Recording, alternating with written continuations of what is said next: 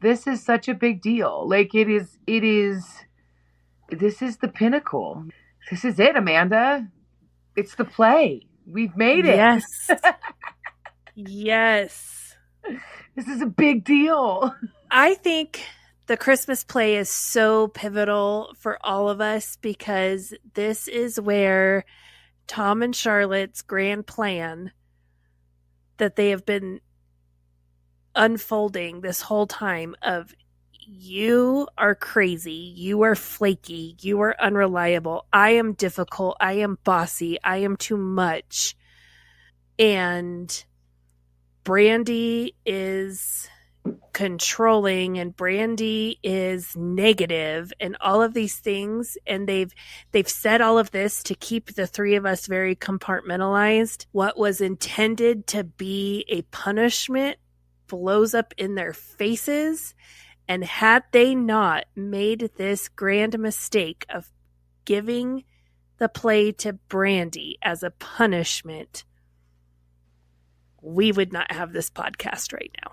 It's true. Like this is the linchpin. This is the direct link. This is like, it's crazy when you go back and you can identify what was the thing that shifted the tide.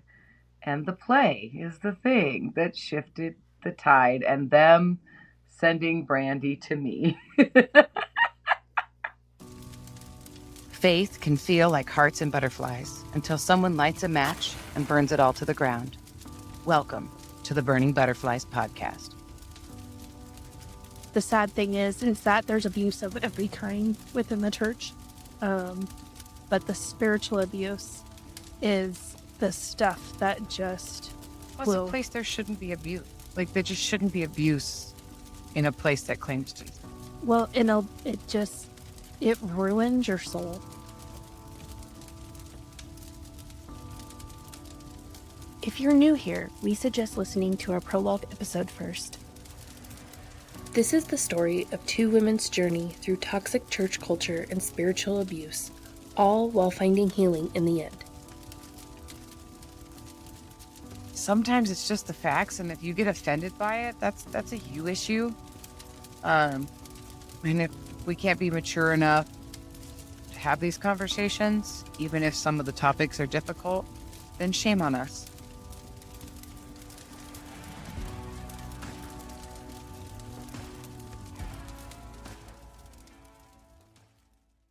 Oh my goodness. Well,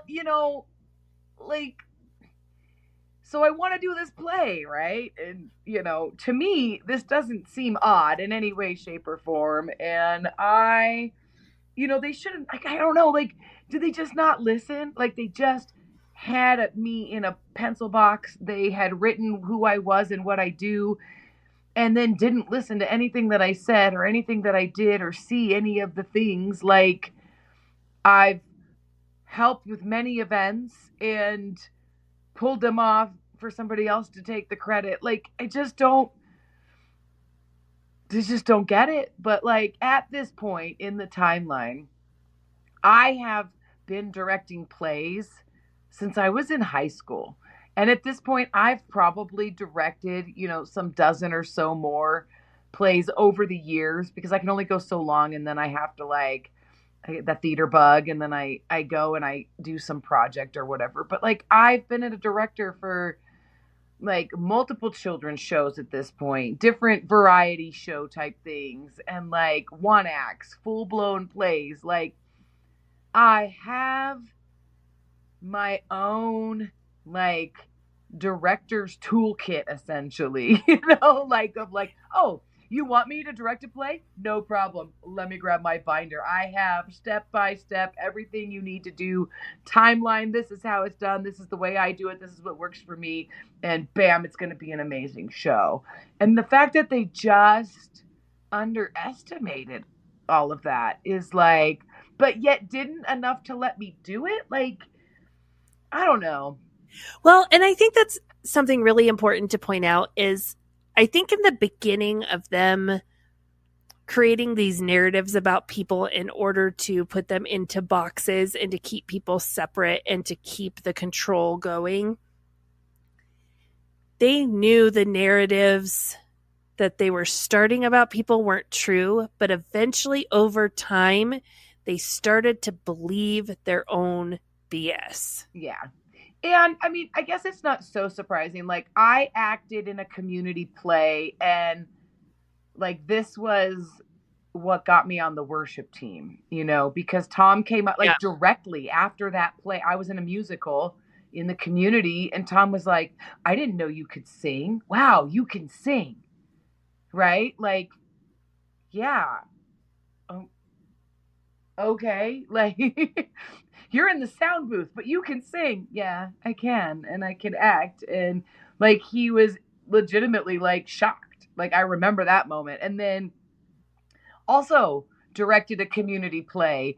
And maybe that was what made doing this play, I think, was what they were like, oh yeah, you can do it, because there were so many accolades from that children's production that I had run in the community. And they were like, wow, good. Like, but they were genuinely shocked. Like, they came to it, and then they're like, wow, that was really good. What were you expecting? Well, and I think it's like also because I've seen Tom do this so many times of like, you don't like people, so you don't pay attention to who they are as a person. You don't take genuine, interest in what they're doing and what brings them joy and their gifts and their talents, even though you do these 310 interviews with them and you tell them what their spiritual gifting is and all of this stuff. Like, multiple people he's seen like living out their talents and their gifting like out in the wild, and he's shocked by it. But then it turns into how can I capitalize this for Come As You Are? Yeah. The beer ministry guy is a great salesman. He can, sell, ketchup to a woman in white gloves, and he can convince people of these things. And so then, I mean, eventually it gets to the point where Tom's like, I want him to teach us, how he teaches everyone here at the church, how to share the gospel, because he's a good salesman. And he took Master Life, and that's what made him a good salesman. And so we need to all learn how to share the gospel from him. No, Tom, that's not what it is. And like, so I think part of it with you in the play was like, he was trying to capitalize on you had success. The community saw you had success. So it's the same idea that like, as parents, you have to tell your kid's teacher that you go to Come As You Are, because they're gonna recognize that it's Come As You Are. Yeah. And like, there is a little beef in the town between like the people that run like our community event every year and Come As You Are's community event every year. And there is a little of one-upping. And then the people that lead and run the community event also brought in that interfaith choir that we talked about, which I participated in and Froggy participated in, but Tom wanted nothing to do with. But then it had a huge turnout. Yeah. Because they came to see their precious baby boy sing in a community choir. Like, they showed up and the place was full. It was packed. Yeah. And so like, this is doing this play and not just doing it for the Christmas Eve service, which we've done before. We've done small one acts. We're going to do a full-blown production on a stage.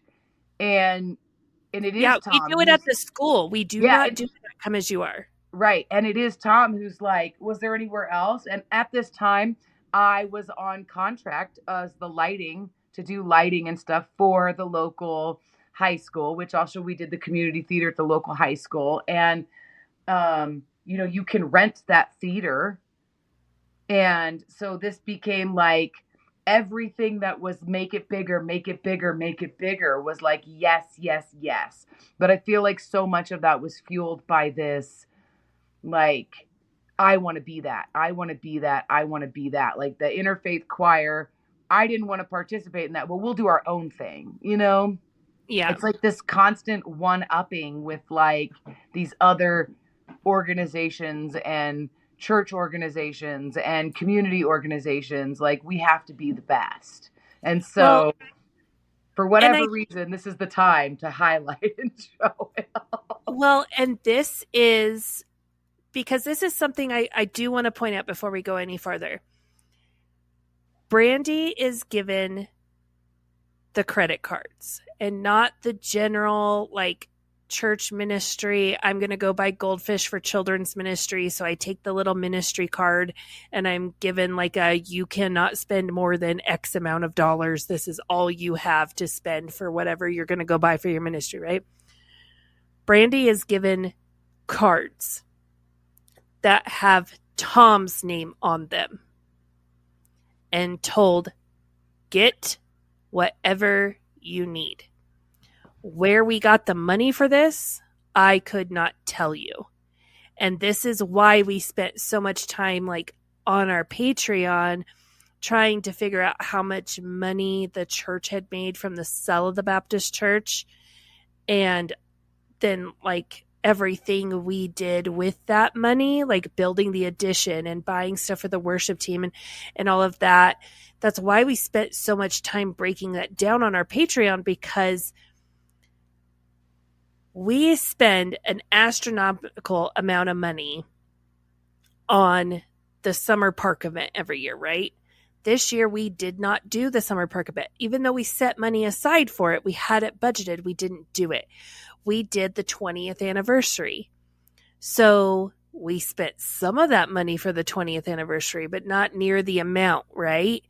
And so it's like we had some of that money, but we spent ridiculous amounts of money on this play. Yeah. And we cannot figure out where that amount of money came from. And you know, I wish I had known that ahead of time. It's probably a good thing I didn't know that ahead of time, because it would have been so much like that's why so much bigger and so much better. I would have had.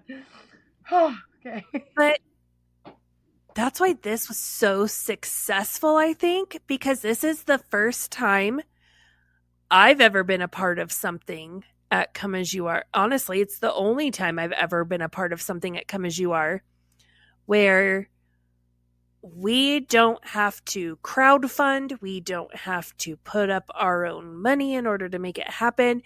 And we can do things the correct way. Yep. We're not having to, okay, to do it the correct way, it's going to cost $100. Well, you can't spend that much money. You get $20, figure it out. Yeah. And so everything comes off looking stupid and janky because we have to do it ourselves. Yeah. And this is the only time in all of my years at Come As You Are that we actually were able to do things the correct way, and we didn't have to do it janky. Yeah. Yeah. So I set aside like September, and I read through probably a dozen different scripts from different script companies. And, you know, we narrowed it down. And so much of that process is not just like, this is a great script, but it's like, this is where I'm doing it. These are the people that I have. Because it's not like this is a theater company. Yeah. And like, but this is like, you're going to have church people, volunteers who are just there because they have a heart to serve and not necessarily skills, talents, or a desire to be in theater. Right. Yeah. So I put together this whole process of like picking a script to narrow it down.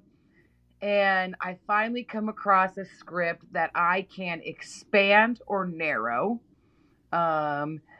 And this is where this whole concept of simple done well is better than extravagant done poorly any day. Like, this is Yeah. where I finally put that. Like, I feel like I've always worked with that mentality of like, you need to be able to take a play and with the people that you have in the environment, because I did a lot of children's theater too. And, you're not, it's the same thing as working with children. You're like, you may not get your entire vision out of a 6-year-old, right? So, and they do silly things sometimes, and you have to be okay with that and roll with the punches. But, so I finally pick a play that I can whittle down or expand upon as needed based on how it's going.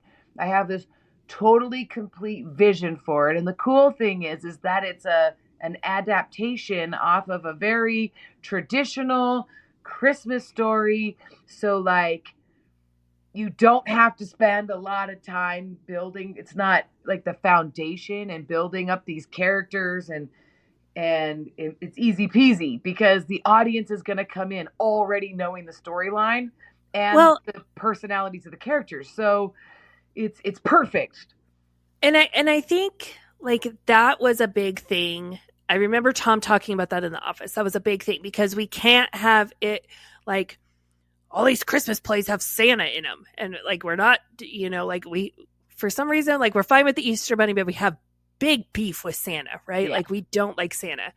And so like, I remember him saying like, well, there's all this stuff, but like it all has Santa in it.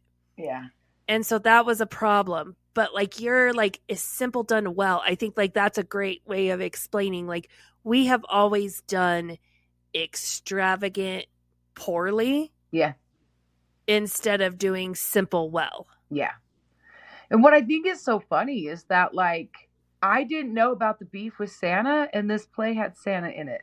And I like, well, I'm technically, like, I promoted that. Like, okay, so we'll get there. Hold on. I want to tell this. You have to understand this in order. And then you also have to understand that have blinders on. I have no idea what's going on in the world around me. I'm just like, no, we're doing this, right? And this is the way it's going to be. And so, it's going to be important that you understand that I, as the director, the curator of the idea, the person with the vision, picked this play. And the way it works for me is I have seen the play in my head.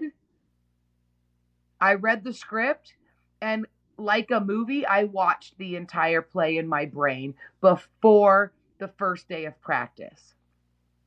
So there is no, we'll figure it out when we get there. I have a vision. I know how I want it to look. I know the colors. I know the sounds. I know 100% the vision that I am creating on this stage. Like it is all in here in that moment when I decided this is the script that we're going to do. And so the cool thing about going to a professional script company and buying this script is you buy the entire script, like the package. Like you have a book a script for every single actor. You get all of the marketing material. You get all of the like already done posters, already done separate, what are they called? The designs, like, so all the graphics, all the logos, all the, everything that you would need to market this play and promote it effectively. They already give you posters that all you have to do is type in the name of and the dates. Yeah. It has a space. It's all done for you.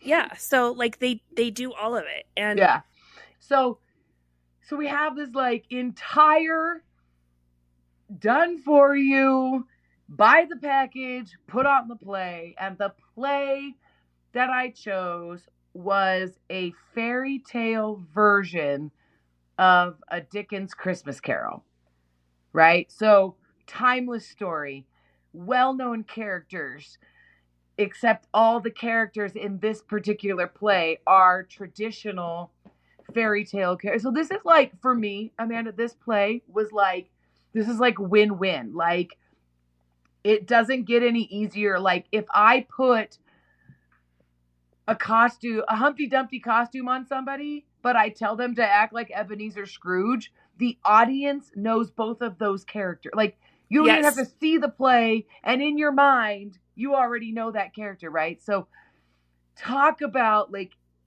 a perfect script for an inexperienced cast. Like this, this was perfection. This was golden.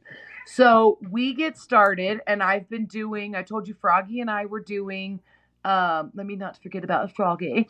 Froggy and I were doing these like weekly, we had started this acting ministry, this theater ministry. And so we had a handful of people. But soon it became very evident, like if you weren't in the play, you were wrong, right? So we held auditions. We had a lot of turnout. We had a lot of people. Everybody got a part. And we are starting to practice. And like, I even went as far as I had the measurements of the stage at the high school, and I taped it down on the floor in the gym, because you can only get into you get certain days and you have to reserve your days. And so we looked at the calendar. We reserved our show days. We reserved our dress rehearsal days and our tech rehearsal days at the theater. And then we also did a couple throughout the 3 months that we were practicing. We had a couple of times that we would go over to the theater and actually practice on the stage.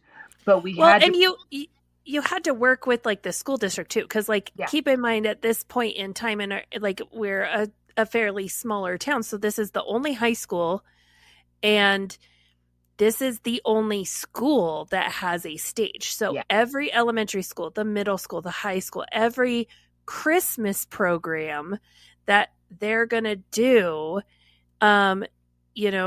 they have to use this stage. Yeah. And the interfaith choir, they have to use it because they've reserved it.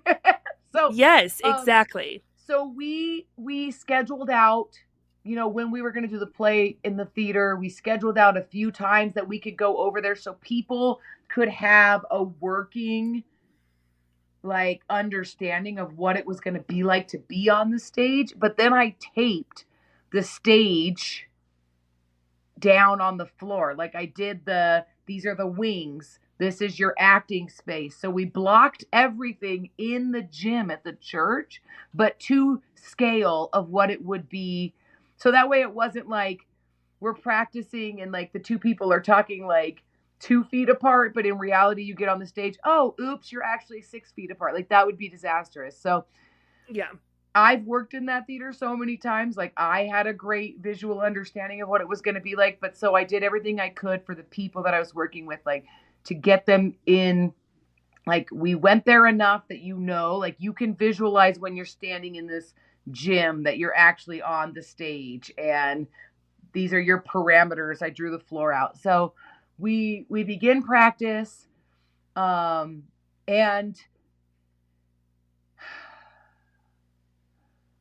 I slowly begin to realize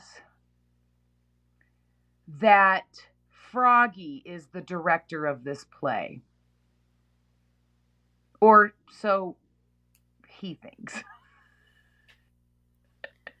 Well, and I remember being told Froggy is doing this. Melissa is helping him. Mm-hmm. This is Froggy. Yeah. Yeah. And he has this gift and this this is what's being talked about in the office, right? So I've talked about on Tuesdays we have to meet, and it's supposed to be prayer for all the staff. We all are supposed to meet and pray for the church. But in reality, whatever is bothering Tom that week, we have to listen to him scream about it, right? And then we pray for 5 minutes at the end. So Tom sits and just gives us a line of crap about how Froggy has these gifts and these talents in theater. And, he really didn't realize just how talented Froggy was. And this is going to be his opportunity. And he started this ministry, with like-minded people. And And Melissa is going to be the dutiful wife and be the helper because, God created a wife to be the helper. So Melissa is the helper. And how great is it that Froggy found himself a wife who can help him with theater? Yes. Love that for you. Love that. To be the submissive helper. Look at how I was gifted and talented and created to be his helper with these talents and skills in theater to be his help. It was all just for that. It's only given the skill and talent to be his helper. So as you can imagine, that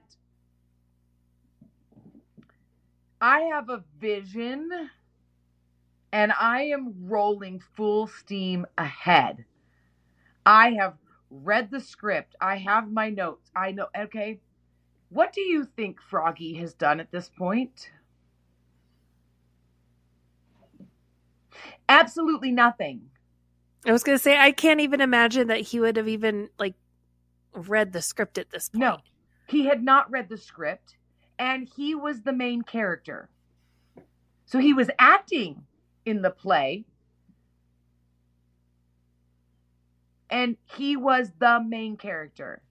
So, did he audition for that, or was it just we're doing this play and Froggy's the lead? No, I typecasted him as the lead. That was part of my vision, was you are going to be the lead, but I'm still directing, right? Yeah, you can help me direct, but you're the lead character. But I'm still directing, right? Yes, you can help me direct, but you're the lead character, right? And so he was now doing both, directing and acting, and this was his whole so in him and Tom's mind, Froggy is, the lead. He's the director. He's the producer. He's everything. Yeah. Look how talented Froggy is. But and it took 3 women to make Froggies. Oh crap. And so I'm not, this isn't a tit for tat kind of thing. This is, I really need our listeners to understand. I have read the script. I have a vision for how this is going to go. I have casted this show. I have a production schedule. I have a production schedule of this is how this is what we're going to work on in each practice, right? So there's practice schedule. There's skills that you have to do and how you build a play. And it's all on a calendar before auditions. When people audition, here is the calendar. If you cannot commit and be here at all these, do not be in this play. You need to agree. I didn't oh, by the way, now that I gave you a part, we're going to meet on Tuesdays and Thursdays. No, you knew every day that I was going to need you. And I had every day blocked out for what we were going to, what act, what scene, what skills. We were this is how I may not be able to organize my life, but I sure as hell can direct a play. Before day one, before auditions, I have everything lined out of every rehearsal and how it's going to go. I just want to make that clear. Okay. Froggy shows up to practices and is oh, you know what we should do? Because you have no idea what's coming next. You don't even know how the play ends other than your adaptation of A Christmas Carol in your mind. You don't know anything about this play, and you're trying to direct while you're being directed in a scene. Well, you know what we should do? Yeah, that's a great idea. Well, you know what we should? And so we started having all these conversations at rehearsal and behind the scenes. And, once he gets up to speed on what's going on, and then he's oh, you know what would be cool? And I'm yeah, that would be cool. I bet we can work that in. And then I could figure out how I wanted to work that in. He had some good ideas. It's not he was a totally he is talented. The man is talented. I really it was a side of him that I really wish would have been more able to he would have been able to be more of that artistic, creative actor, direct. If he had been allowed to do that, because that artsy side of him, I think he was conditioned that was sissy, and he wasn't allowed to be sissy in any way, shape, or form, if that makes sense. Yeah. But Yeah. like, so this was the best of times, the worst of times. Like, he would have really good ideas, but then I would have to be like, okay, you're a little late to the game, so let me see how I can incorporate that. Like, so there's a lot of things. So it really was, there was a joint effort there. The problem wasn't that. The problem was when I was like, that doesn't work. Well, what do you mean it doesn't work? We're going to do it. No, we can't do it. Why? Well, because in 2 scenes down the road, that totally blows the whole working tie. Like, you can't do that. You know, it's like planning entrances and exits on the stage. Like, you can't leave this way and somehow come back a different, like, where did you go? Like, you have to keep the plot. You can't have plot holes. Like, you just can't, like, let's not do that. Like, you're going to cause more problems. And then the simple done well, you know, like, yeah. So he was coming at things as they happened because he had no working knowledge of the whole play and the direction we were going, and how, like, I've already established that this character is doing this, so then now you can't make the character do something else. Like, and we're dealing with volunteers, right? Like, so it was a constant, so you could see how that would create a constant battle. And then, of course, in public, because he's the director, I would get shut down, or I would get schooled in front of people and, like, embarrassed in front of people. Like, I'm the director and here's my lead character. In my mind, what looks like throwing a temper tantrum or a stubborn fit, you know, like, then I'm not going to walk over there. Like, I'm not doing it. Like, you know, in my mind, that's how it was. But I think people were being given an insight into our marriage, and it made people really uncomfortable. And I think a lot of that got back to Tom and Charlotte. It did, because before Brandi showed. That was something that was being kind of talked about, like, behind the scenes in the office. Like, so that wasn't like the topic of, like, Tom's Tuesday rants, but it was like behind the scenes, you know, someone would come in and be like, hey, in a Bible study, this was mentioned. Yeah. And, you know, and because it made people uncomfortable the way that he treated me. Yeah. And of course, I'm not going to give up any ground because, excuse me, sit down, shut up. I'm the director and this is my vision and we're doing it my way. And I know that's who I am. Like, think whatever you want about it. I don't care. That's how I am. When I'm directing a play, I'm like, nope, don't care. You don't see the whole vision. Just do what I say. And he's like being this prima donna diva in my mind, where he's the director. And so I'm being the problem. Well, and there's a lot of the people that are volunteering for the play are Sunday morning people. They are not people who get involved. They do, like, women's retreat skits and stuff like that. Some of the women do, but, like, a majority of the people who really got involved are not, like, nitty gritty behind the scenes people. And so, like, I think of one couple in particular. They played Cinderella and Prince Charming in the play, and Cinderella and Prince Charming, I believe their oldest son was in the play too. Yeah. Both of their kids. Yeah. So no, their littlest wasn't because he was a baby. Yeah, but he was there all the time. We just brought him in. We just loved on him. Yeah, and so their oldest played, like, competitive baseball, and, like, in the summer leading up to this, so, like, even before the play, like, Tom would be so mad that, like, they would, and I mean, they tithed an ass load of money, right? And so, like, Tom loved that they were a part of the church because they were tithing. They were a very well off couple, right? But they would be gone on Sunday. So, like, they weren't getting involved in serving and things like that. And so Tom was very critical of them. And that was a topic of, like, Tuesday rants. And then eventually it made it into Sunday sermon. And he made a comment in a Sunday sermon about, if you think that, you know, you are following God, but you're letting your kids dictate what you do on a Sunday morning. So if your kid wants to play baseball on a Sunday morning, do you really think that, you know, God is going to let this happen? And then there was like a Bible study that these people, like a midweek Bible study this couple was in. And like, so it kind of turned into a little dust up. And then Tom had to like backtrack and be like, I never said that. I never said that. Right.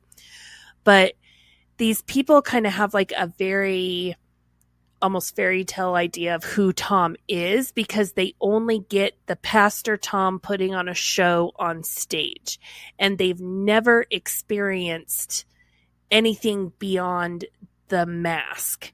Yeah. And so, and they've only ever experienced Froggy when he has his mask on.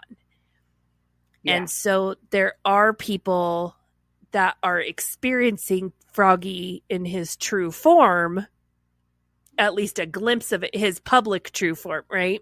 Yeah. And they're starting to say things in things like Bible studies and stuff, and then whispers get back. So then in the office, they'd be like, you know, someone would come in and be like, hey, I don't know who to tell, but like in a Bible study, someone said that like the play, like Froggy and Melissa are fighting, and it's making people very uncomfortable. And so like it's whispers like that I think, like, you're right, that's what led to Tom putting Brandi in there, because then it was like, well, Brandi can fix stuff. Brandi fixes chaos. Go fix Froggy. He can jump in when it's going down and be like, nothing to see here. Everything's fine. What was meant was this. Like, she's going to control that narrative. Yeah, absolutely. 100%. So, you know, we're going along, and I mean, we are, like I said, knee deep in this production, and I have my binder and I have all the things that are needed, and people, there are a handful of people who are asking me, and Charlotte is one of those people of like, what do you need? What can I do? And like, but nobody's coming at me with like, have you thought of this? Have you thought of that? Like, we're having meetings and I'm like, we're going to be doing this. This is going to happen. We're going to do this. We're going to do this. And then people would show up and they'd be like, oh, you said you needed somebody for like refreshments, let's say, right? Like, or maybe somebody would be like, have you thought about doing like any kind of, yes, we can do refreshments. Whatever you want to do for that is fine. And they're like, well, what do you want? If you want to lead refreshments and you want there to be refreshments there, whatever you do is fine.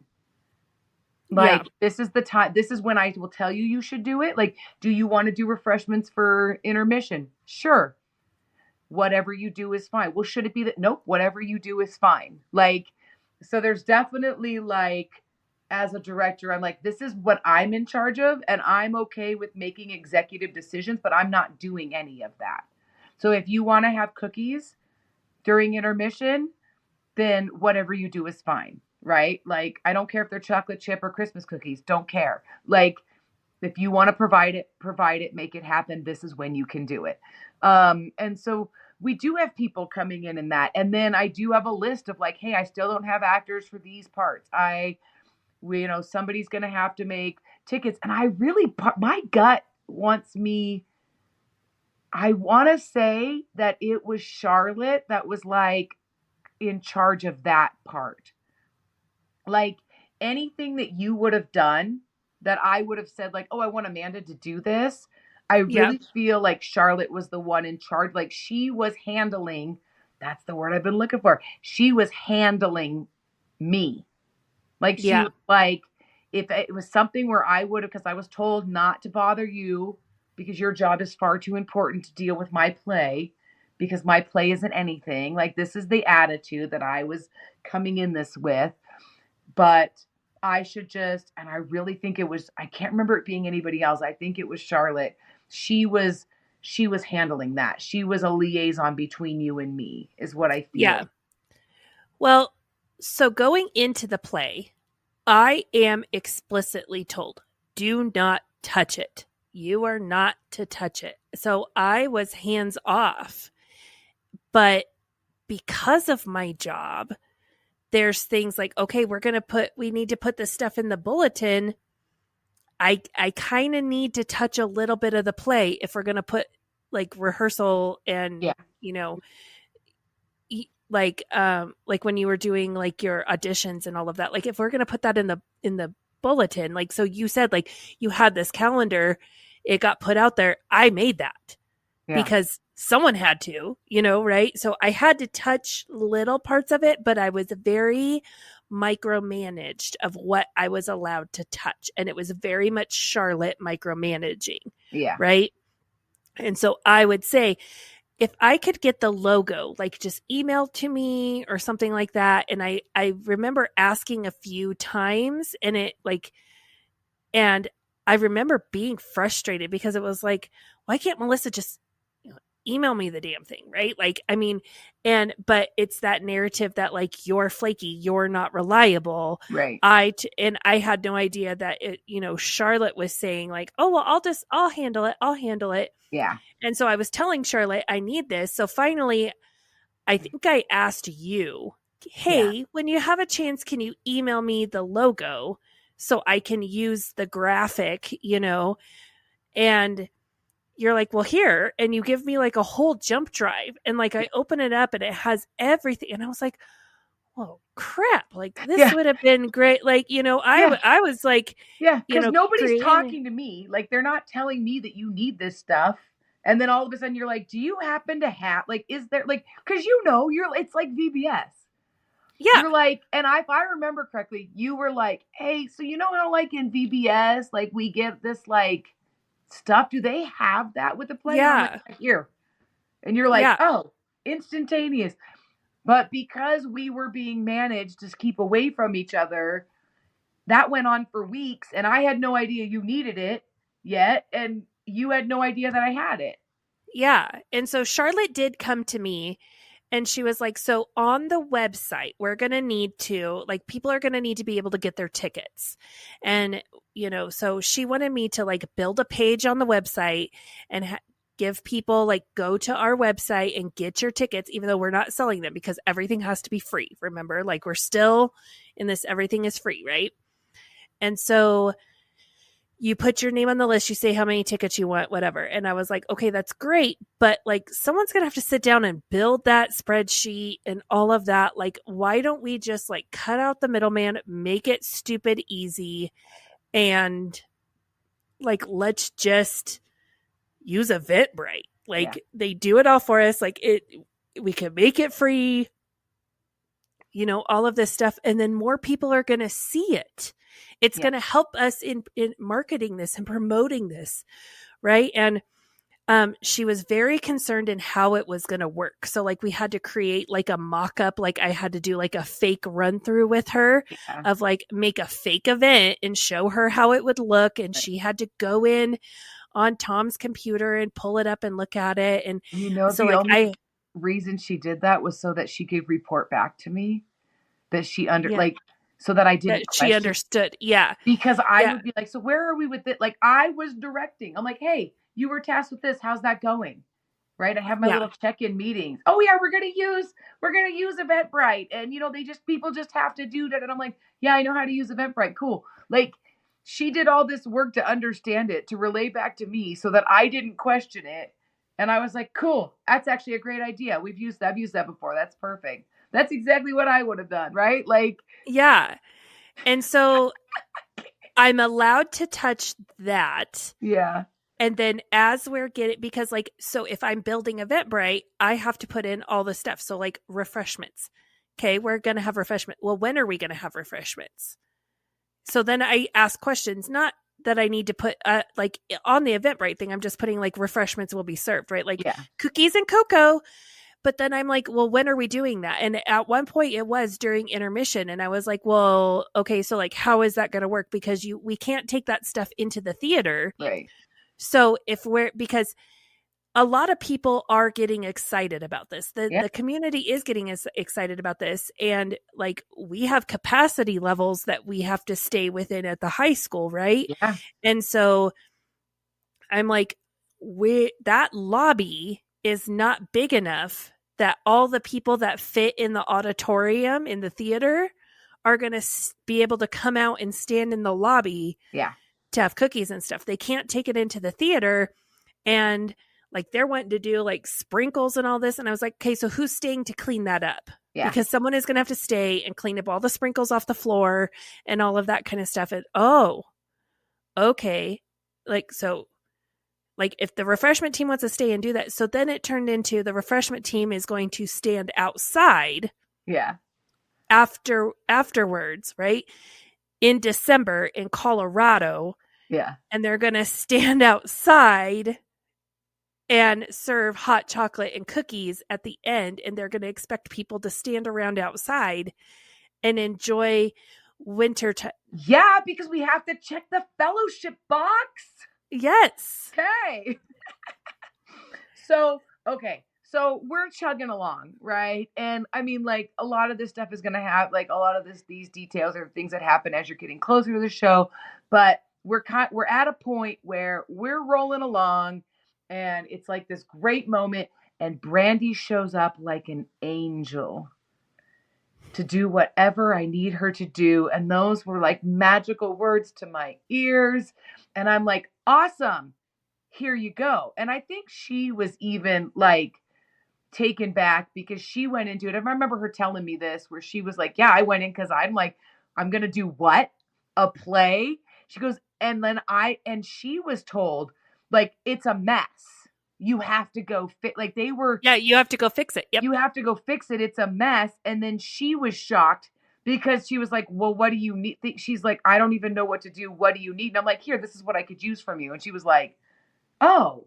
And that she was even surprised at that, the fact that it wasn't a mess. I was in charge. I was handling everything. And I had everything, like, I didn't even have to think. I was like, this is what I need. Here's your list, because this is my list that I'm working on. But if you want my list, take my list, and that makes me happy. And so, but I will 100% say Brandi was a godsend, and that thing was magical, wonderful. It was my dream life, like all of it. And that all shifted like once I had Brandi, like her and I. And you, because we'll get to that part, right? Whenever you want to drop that bomb, But Brandi and I kicked ass. We were like this powerhouse making it happen. And I want our listeners to understand, on the outside, like, this is looking in. You were like, dang, those ladies are girl bosses. We were bossing it. It was happening. And then we also had to deal with our wonderful husband. Well, so Brandi is sent to you. Yeah. You say, this is what I need, right? And remember, Brandi and I are still friends in secret. I'm still helping Brandi with children's in secret, right? So this is the astronomical stuff that the mental gymnastics that we would have to go through to make this happen, because we're not allowed to be friends. So I would go in and I would do a little bit of work in the office in the morning, right? And then I would say, I am so behind on my housework. I need to go home and work on my housework, because that is the only acceptable reason for you not to be killing yourself at the church. Is you, as a woman, should be doing your womanly housely duties. So I would say, I need to clean my kitchen, or I need to get caught up on laundry, like, right? And so that was my acceptable excuse to dip early instead of staying. Even if I was done doing the work that I was supposed to be doing, I could leave early and go do housework. Otherwise, if I didn't have housework to do, I was expected to sit in the office and wait to be at Tom's beck and call. And can I just say that you pulled that off so well that, like, I honestly had the impression of you that's like, I'm like, dang, that woman cleans her house. Like, I mean, like, I had these thoughts of yeah, everyone thought my house was like I had been there once. Damn. We were running daycare and everything was so organized that I was like, man, this woman is like next to God when it comes to the cleanliness of her house and how much she, like, I could never be like that, because I'm like, dang, clean the house or sit here and, yeah, I'm not cleaning the house. Like, you pulled that off well, because, like, I really thought, I believed it. I'm just saying, I believed it. So I would, like, say I would go in for a little bit and say I had to clean the house. And then like so we would coordinate this, right? We would talk on the phone the night before. Okay, I'm going to go in first thing when the office opens. I'm going to work until like 11. Then I'm going to say like, hey, I'm, like I have a couple things that I need to get done, but then I'm going to be like, hey, I finished all my work for the day. And keep in mind, I am working in the office 40 hours a week. I am only being paid for 20. So I'm expected to do 20 hours of whatever Tom wants me to do that week. And then the rest of my time, the 40 hours, so the other 20 that I'm working is my quote unquote ministry time, and I'm not being paid for that. So, but I'm still expected to be there 40 hours because Tom could get some cockamamie idea and I should be expected to like make it happen at the snap of his finger. And like, so I was like, okay, I'm going to go like work till like 11. She's like, perfect. I'll show up like 10:30, right? And start doing like play stuff, right? And then it doesn't look conspicuous, right? So she shows up and like we very much like in the office, we do not talk to each other in the office, right? So she goes back to that back room. She's working in the room. Lori's back there doing finance stuff. I'm up at the front desk. Brandi's doing her thing. And I pop back and I'm like, hey, I'm done up there. Like, do you mind if I, take off? And Lori's like, no, yeah, go do what you need to do. Right. Tom's door is open. So Tom hears all this interaction. Tom does not hear me and Brandi talk to each other. He doesn't hear anything. Right. So he hears that I leave. Then Brandi does, a little bit of stuff in the office. And then she's like, okay, I have to go, do this for the play. I gotta go to Home Depot. Yeah, I gotta go to Home Depot. I'm going to the costume shop. I gotta go here. Yeah. Yep, I gotta go do all of this stuff. So Tom hands her the credit cards. She's like, okay, I'm gonna go. This is how stupid this is. She would even leave and turn because like to go to my house or even to her house at this point, she would turn left out of the church parking lot to go to town, to go, we say go to town. Like, yes, we live in a town, but like to go to the bigger town where there's actually stores, right? To go to town, she would have to turn right. So she would go and turn right, go down to the next street and flip and come to my house the back way. So even if anyone saw her leave, like was watching her leave the parking lot, it did not look suspicious, right? And so she would circle around and come back around, right? And we would meet up at my house and we would go together. We'd go get lunch. We'd go to Home Depot. We'd go to Lowe's. We'd go to the costume shop. We'd, go to Walmart or Target or wherever we needed to go get the stuff for the play, right? And so all of this, she would come to me and she would be like, how do I do this? Well, if it was me, this is what I would do. Okay, perfect. Can you help me with that? And so I would help her do stuff in secret. And then she would go and present it to you. Like, here you go, done. Yeah. She was my assistant. You were her assistant. So essentially you were helping me through, like, we were all working together. Like, this is what I'm talking about. Like, this being the moment, like the linchpin, this is it. This is it. So Brandi and I start becoming friends, right?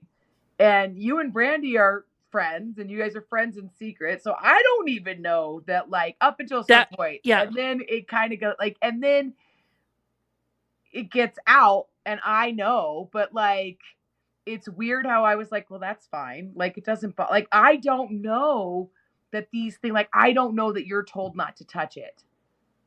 Yeah. And so I'm honored that you're helping Brand, like you and, cause she at some point lets it slip, right? That you and her are doing this stuff. And I just think it's great. And I don't know that it's like on the down low. So I'm not like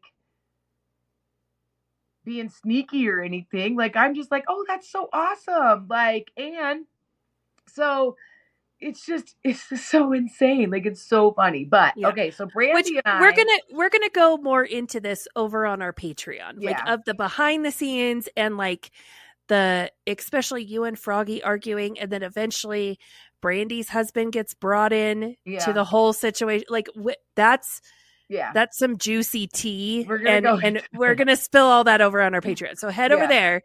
But like, to finish out this episode of like the execution of the play.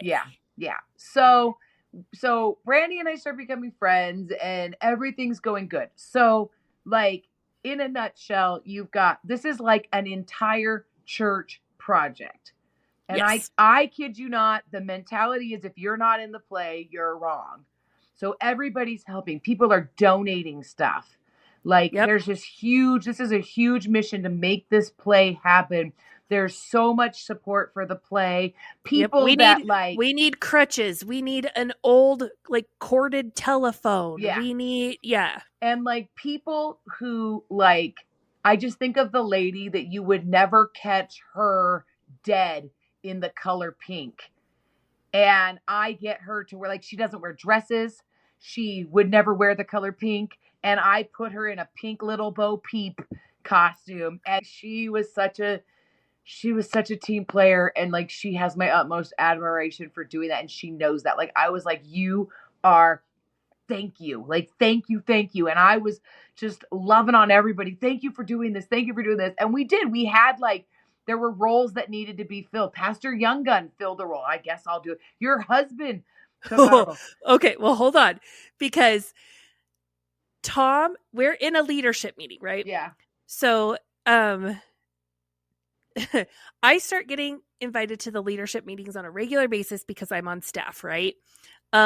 So then Justin, him and I were both kind of the same of like, we would get invited, like if men's ministry or something he was doing was like on the docket that we talked about, he'd get invited. But when I started being invited full time, he started being invited full time because we can't have a woman without her husband, right? Like that's not cool. Even though there's other women there, we had to put a man in her place.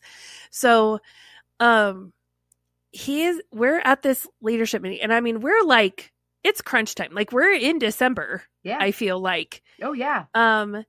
Because it seemed like it went really fast. And there was 2 roles that had not been filled. And so Young Gun and Justin were like, everyone was like, oh, you should do it. Right. And all the other men had excuses. Like Tom was we're doing we have like, imagine like a Charles Dickens, like what carolers, like, what they would look like. Tom had this whole thing. He was leading that, right? And they were going to do Christmas carols before and after as people were arriving and leaving. This was the Christmas Eve choir, so they needed to come and be a part of. Sure, you want carolers out there dressed like Dickens characters? Do it. Don't care. Yeah.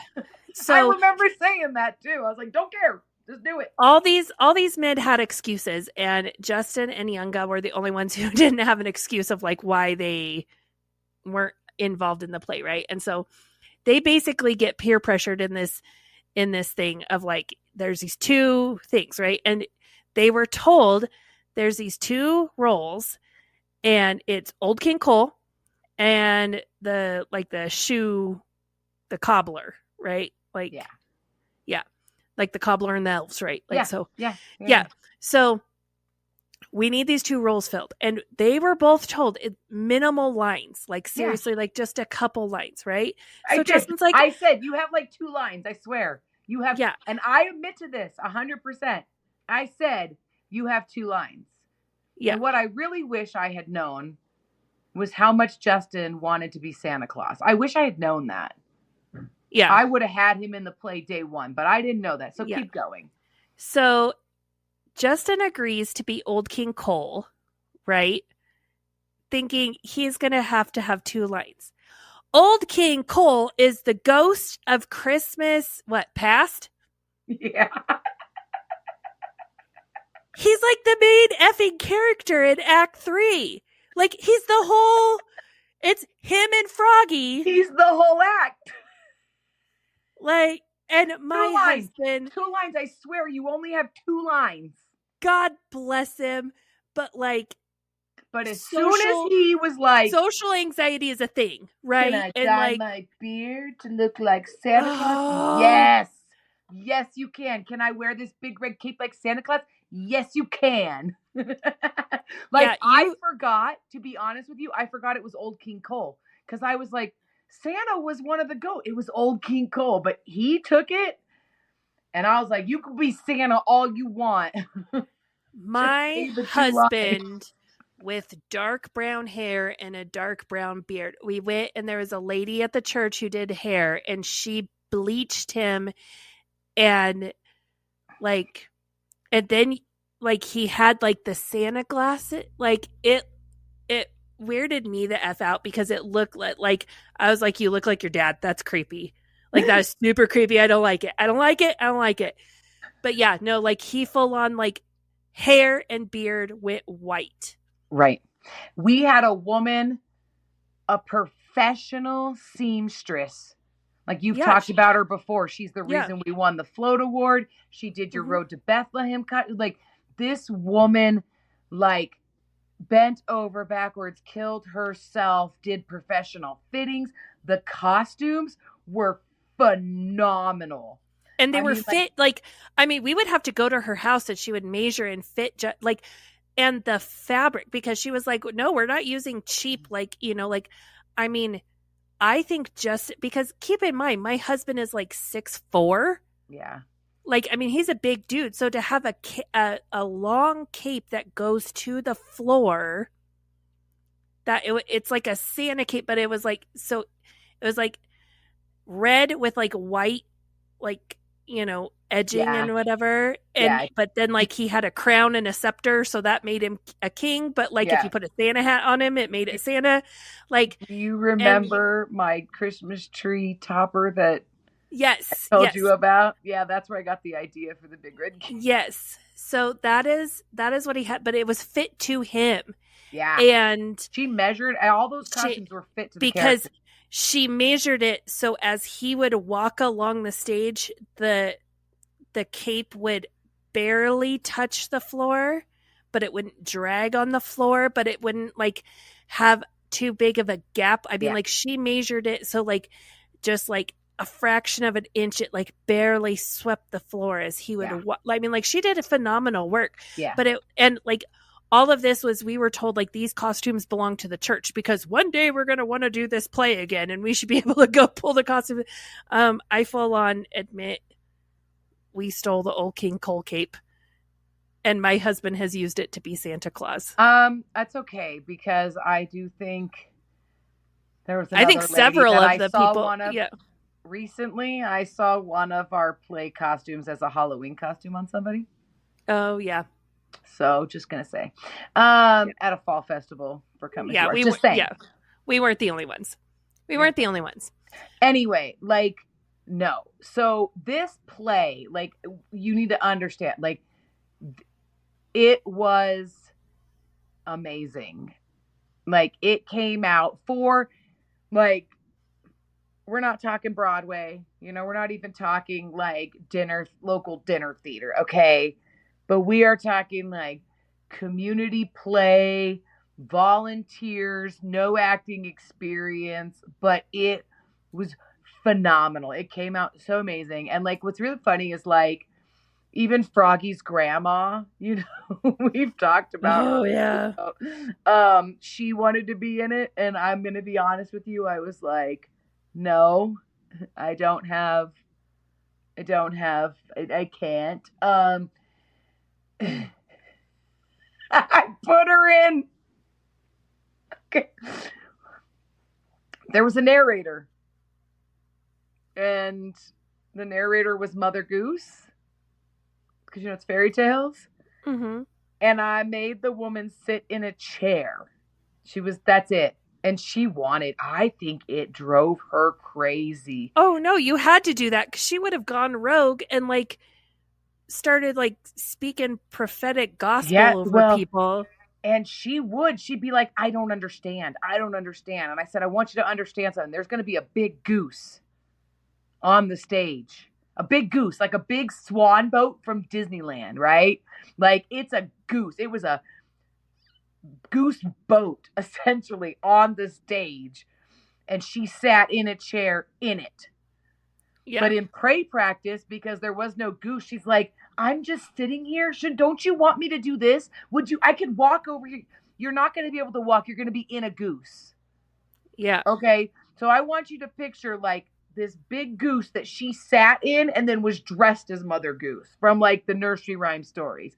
Yeah. And I just remember that being the biggest battle. She didn't understand why she had to sit in the chair. And then when we put her in the goose, she was like, oh, okay. And then she was all about it. But it was a fight. Like, I'm like, no, you are going to be inside of a goose. You are not moving. And because we don't need you walking out into the crowd while we're trying to put on a play and laying hands on people. Right. Because that's weird. That's how I took care of that issue. Oh my gosh. Yeah. The men showed up and built the flats that I needed. We had an artist in the church who's amazing, and she did all the we all painted, but she did all the artwork. I mean, like I could not have asked. This was a miracle for me in my life, right? Like I wanted to direct a play. I finally got to direct a play. Are you kidding me? I had a professional seamstress, a professional artist. I had a personal assistant. I had a theater. I had actors. The entire thing came together like straight out of my mind. And it was a success. We had carolers and cookies and hot cocoa and this free show for the community. And it took place we did 3 shows. We did a matinee. We did a Friday night, a Saturday matinee, and a Saturday night. And that Saturday night was my birthday. And then our cast party, they celebrated my birthday they did a whole big thing. And it was. Well, and it was so good because amazing. As we started like quote unquote selling tickets, right? We filled up because it was only supposed to be like Friday night, Saturday night. Yeah. And we filled those up. So we had to add the Saturday matinee. No, there was always going to be a Saturday matinee. No, we added it because I remember maybe Tom didn't understand. Tom didn't. There was always yep. I only put on there 2 shows and then we added a third. You got given the wrong information. Oh, shocking. Because I know, right? No. Because but that's also like very on brand. Like, no, we're always everyone is planning. Like, we're gonna make them do 3. Everyone is planning on 3. It's Friday and Saturday. Yes, there's a the only reason why I know this is because I have many shows in my back pocket to be like, yes, I always do. If you have 3-day run or a 2-day run, you always do 3 shows. There's no point in doing all this if I don't do a minimum of 3 shows.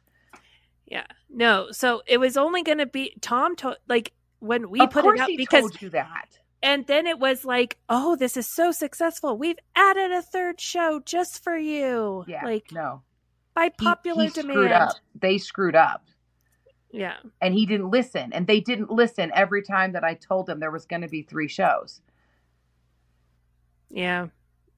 Because the cast wasn't like I have to tell you, like this conversation was between you and him only because because it's not like the actors were like, oh, now we have to be there on Saturday. No, we were always doing that. We were always doing Friday night, Saturday day, and Saturday night. So that's why it came together and nobody was like, what do you mean we have to add an extra show? No, because they screwed it up. No. So that was Tom. But as the play progressed, I was gradually allowed to touch more because I would ask questions. Okay, we're selling these tickets. Who's going to be at the door to take tickets? Well, I don't know. Why don't you just do that? Okay, well, there's 4 doors to enter this place. So we had to close all the doors. So now you can only enter through 1 door. And there's no room in the lobby. Yeah. Because the lobby is so small. So I sat in the dark in front of this building, right? And I like, it looks so freaking janky because I had like a little table and I'm out there in the cold. So I'm all bundled up and I'm sitting in like a chair and I have my coat and my scarf and all my stuff on and I'm freezing and I have my flashlight from my phone checking tickets. Yeah. And you know what I think? This is what's so funny about this. Like, and I'm sorry. Because like whoever the liaison was who was like, because I had all of these things assigned. And what I think is funny is that the people they were assigned to who were asking me how I wanted it done and I was telling them how to do it. Like, okay, what about ticket? And I'm like, yeah, well, typically what we do is we have this like teacher in that theater in the front is a U-shaped desk like you would use in a classroom. Yep. And you sit in the little like horseshoe and then you sell tickets right there. It's there. It's sitting there. Yeah. It's always there. That's where it gets stored. But right? I couldn't use that because that is where we had all of the propaganda to come to our Christmas Eve service. Right. That is where Charlotte was stationed with all of her stuff, with all of her information about the church.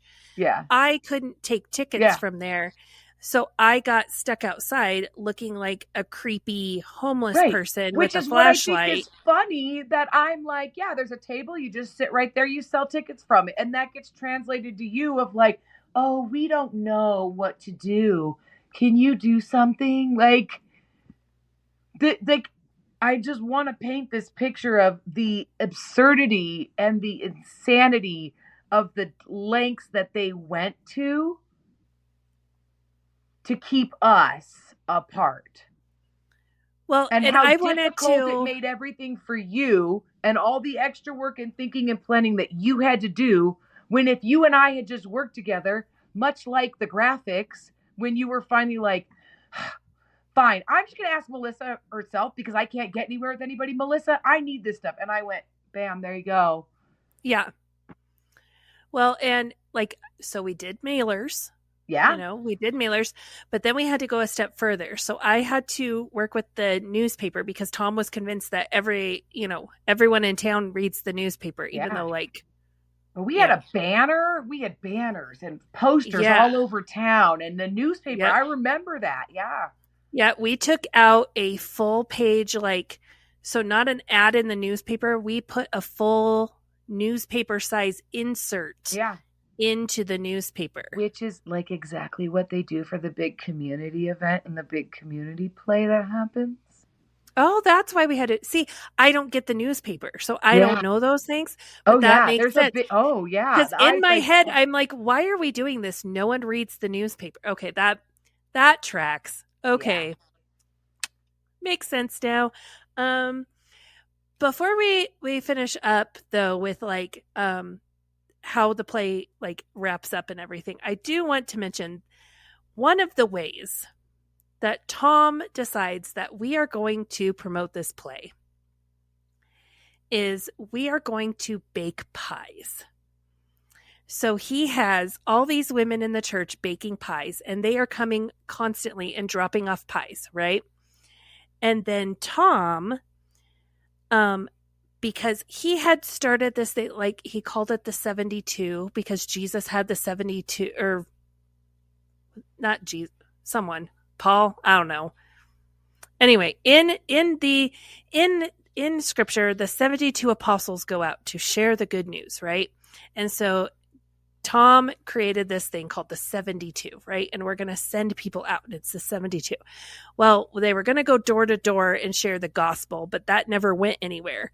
So now the 72 is going to take these pies and they are going to go door to door and they are going to invite the entire community to this play. And they had, because Tom's big idea was that he would have 72 people on this list that he could call to send out, right? And in reality, he had 14. Yeah. And of those 14 people, maybe 6 of them went door to door, right? So as part of Brandi's punishment, she had to go door to door with Tom with pies and invite people to the play. And the fact that we filled up the like 3 full show, and I mean they were full. Like I mean, there was very little empty seating, right? And so holds like 350, 400 people, something like that. Yeah. So the fact that we filled that many, because I mean that is creepy and weird AF to have a stranger show up on your doorstep with a pie and be like, "We are doing a play and we would love for you to come." And FYI, you should come back on Christmas Eve and hear about Jesus. That's weird. I just think about the scripture in Mark where it's like, go, and as you go, but it come as you are. It's go, and as you go, take pie. Yes. And I just remember there was this woman, like she had like 15 cats in her house, and like she would show up with pies, and I'm like, there's cat hair in that pie, like, and we're gonna just give it to like whatever. So that was Tom's big idea of how we were going to promote the play. Is we are going to go door to door with pies. Well, newspaper, pie, mailer, word of mouth. It was a success. It was. I don't care how you got them there. They were there. I don't think it was the pies. I think in spite to shine. Despite the pies, we still filled it up. Yeah. And you know what though? Like, you would think, as successful as that was, and as much accolade as I got from everybody, including Tom and Charlotte, that would have been the springboard for my theatrical church Christian display that I had earned a new reputation. You would have thought I'd earned a new reputation from that. Nope.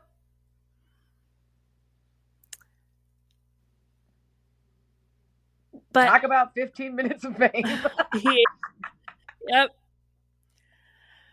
So at the end of this play, this was a very big point of contention because, at Come As You Are, we do not,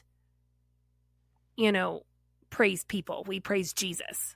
And everything we do is like, it is God and it is Jesus who is, so if anyone is getting the praise. So it was a big deal to Tom that you did what every play on the planet has ever done, and you thanked people for being a part of it.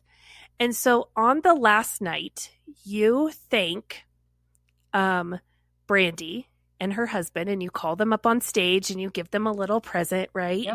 And there's other people. You thanked me. I did. And you called me up on stage. I did. And you thanked me for everything I did. Yep. And I got in big trouble for that. Oh, no! I got in big trouble. The cat got out of the bag. Yep.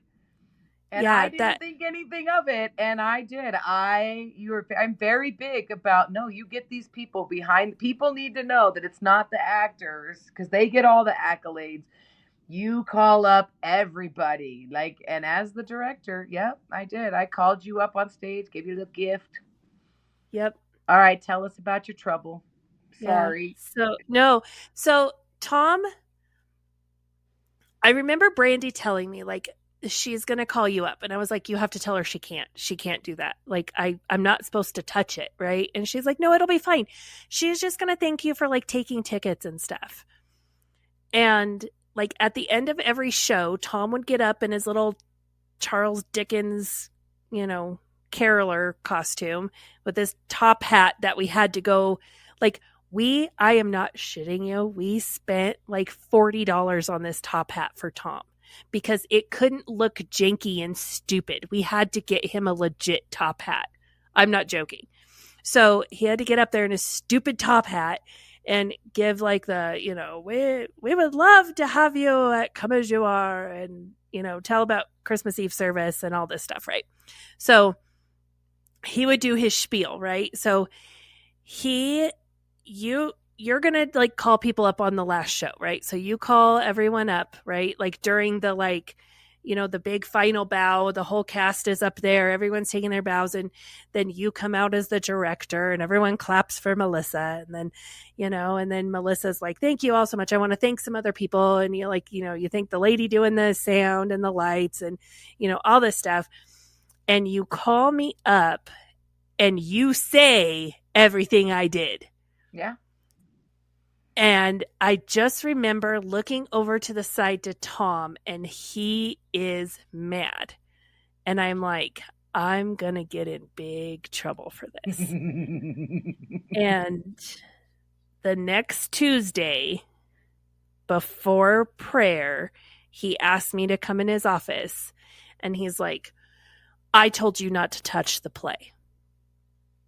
And I said, I know. And I did exactly what you, like, I only did what I was asked to do. Well, then why did she thank you for doing this and this? Why did she say you did this?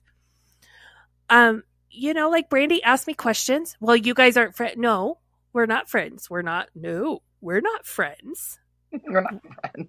We're not but friends. In passing, she happened to ask what I would do about this. But as in ministry, we are a church family, and as church family doing ministry, she asked, and I helped just like I would with anyone else who came to me, anyone who is doing a ministry.